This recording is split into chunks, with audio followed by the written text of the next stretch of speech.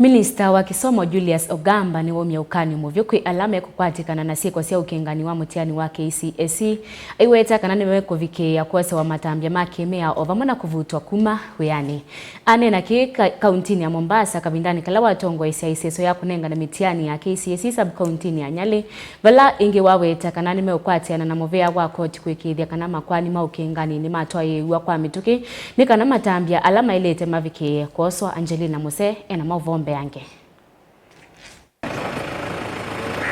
Morning, how are you?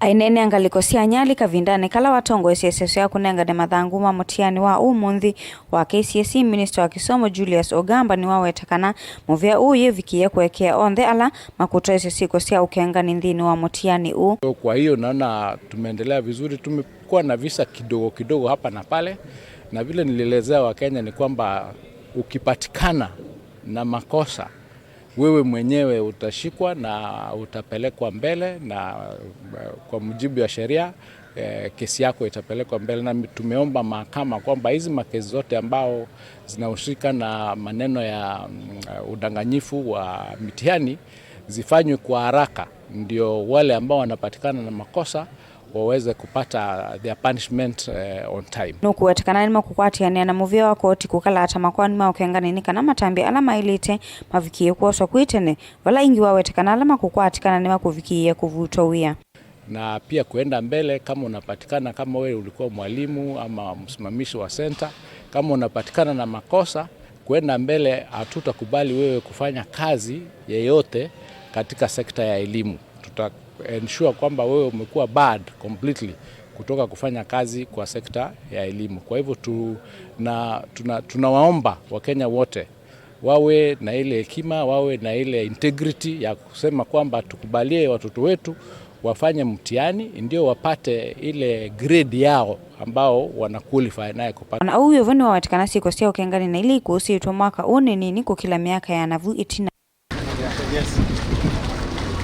Kavindani kau kukonya kiko kila chakitika muthenyani wa umuthi skulu ni wa 8 wa Makande vala manyuwe nyanya maveva nzeve ya mauta na gas kavindani kala makwika ithangu yo ya kioko na kusukumesya manyuwa 5 kusembwa sivitali na kusiokea Mutiani u me aseleni Niwaumya ni maende na kutoesya ukunikili kumanya umo wa nzeve isu. There were 84 learners preparing to do their Kcse, the Swahili papers for today.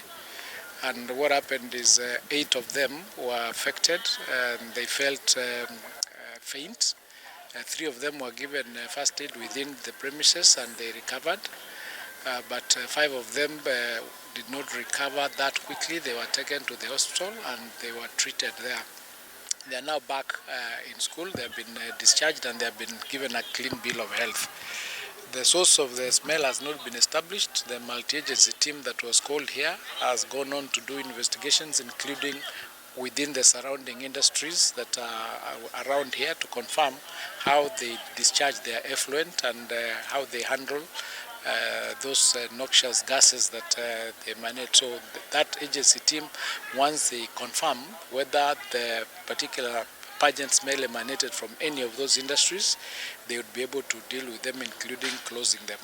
Amanyi wala makwikalila Mutiani uskulu ni usu ni miongo nyanya na ana vala alama yetu sivitali mesa kukwatiana na angi kwika ithangu ya mawiyo na yila yake yoko itino itilavu ila Syako wa skulu ni usu wala Minista uyu wawetekana itina ukunikili ni Nimauvikiiya Kwosewa Matambya kambuni ila nzeve isu yumite.